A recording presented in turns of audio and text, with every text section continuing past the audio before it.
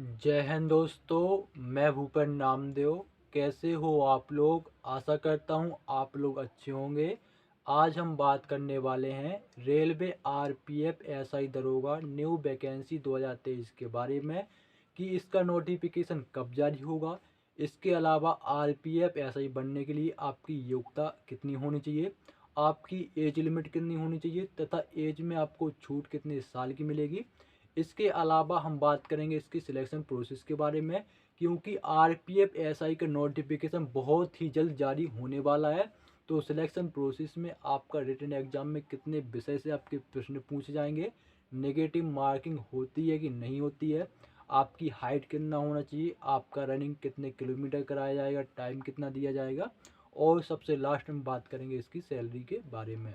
तो चलिए दोस्तों, वीडियो स्टार्ट करते हैं। अगर आप नए हो तो चैनल को जरूर सब्सक्राइब कर लें, और अगर आप एसएससी जीडी की तैयारी कर रहे हो तो डेली उसके प्रीवियस ईयर के पेपर आप मेरे चैनल पर देख सकते हो, या कोई आपका न्यू वैकेंसी निकले तो उसका सबसे पहले नोटिफिकेशन आप मेरे चैनल पर देख सकते हैं। तो चलिए दोस्तों, सबसे पहले हम बात करेंगे आरपीएफ के बारे में कि बेसिकली आरपीएफ है क्या। तो आरपीएफ का full form railway protection force होता है, जिसे हम हिंदी में रेलवे सुरक्षा बल बोलते हैं। इसका मुख्य कार्य रेल में जो आपका यात्री यात्रा करते हैं उनकी सुरक्षा करना, इसके अलावा जो आपकी रेलवे की प्रॉपर्टी है उसका प्रोटेक्शन करना ही आरपीएफ का मुख्य कार्य होता है। अब बात करते हैं आरपीएफ एसआई यानी दरोगा बनने के लिए आपकी योग्यता क्या होना चाहिए। तो सिंपल से इसमें आपका ग्रेजुएशन यानी स्नातक डिग्री होना चाहिए, चाहे आपने बीए किया हो, चाहे बीएससी, चाहे कुछ भी, लेकिन आपका स्नातक डिग्री होना चाहिए।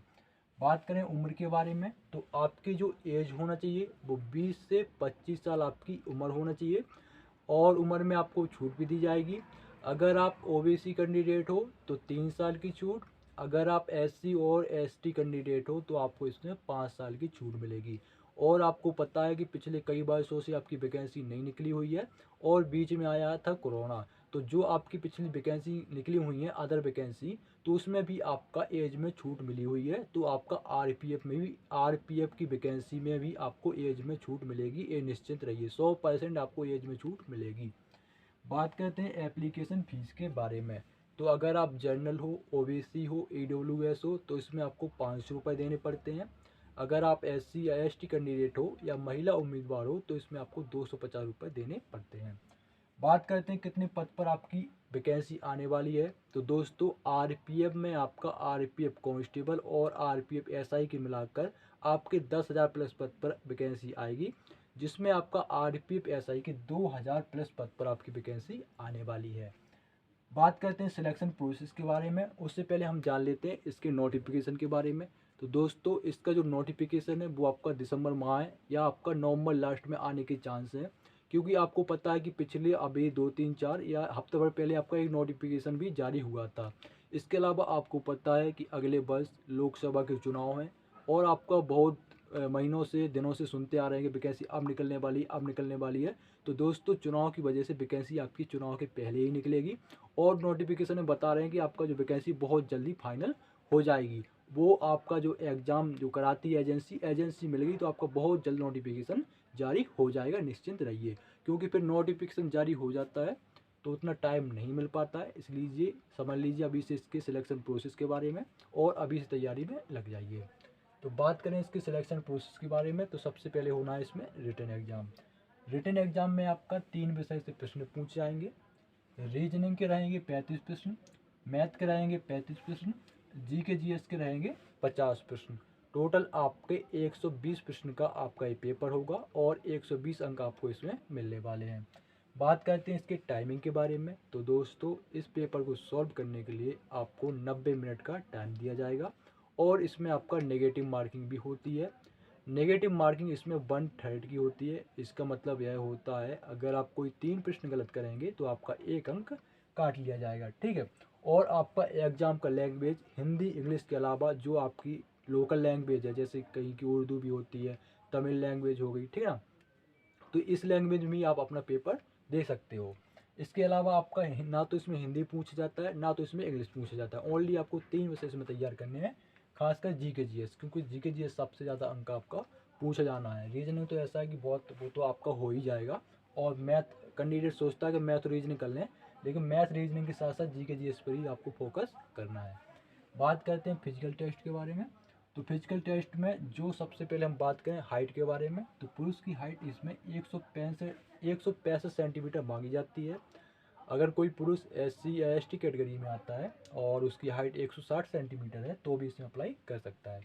बात करें महिला उम्मीदवार की हाइट के बारे में, तो उनकी हाइट 157 सेंटीमीटर होना चाहिए। अगर कोई महिला SC ST कैटेगरी में आती है और उसकी हाइट 152 सेंटीमीटर है तो भी इसमें अप्लाई कर सकती हैं। बात करें चेस्ट के बारे में, तो इसमें चेस्ट आपका 81 से 86 सेंटीमीटर होना चाहिए। ठीक है।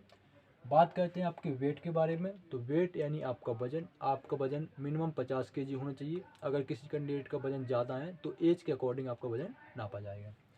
बात करते हैं रनिंग के बारे में, तो दोस्तों इसमें दौड़ आपकी अच्छी तगड़ी होती है। 1600 मीटर की दौड़ होगी पुरुष उम्मीदवार की, जिसके लिए आपको 6 मिनट 30 सेकंड का टाइम दिया जाएगा।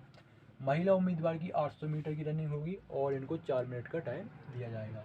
और इसमें आपका रनिंग के अलावा आपका लॉन्ग जंप और हाई जंप भी होता है। लॉन्ग जंप पुरुष उम्मीदवार का 12 फीट का होता है, लंबी कूद जिसे हम बोलते हैं, और महिला उम्मीदवार का 9 फीट का होता है।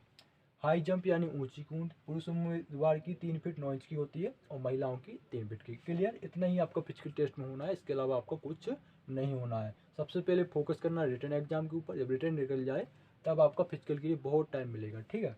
बात करते हैं सैलरी के बारे में, तो आपकी जो जॉब है ये आपकी 4200 ग्रेड पे वाली जॉब है, जिसमें आपकी सैलरी 35,500 इन हैंड बनती है।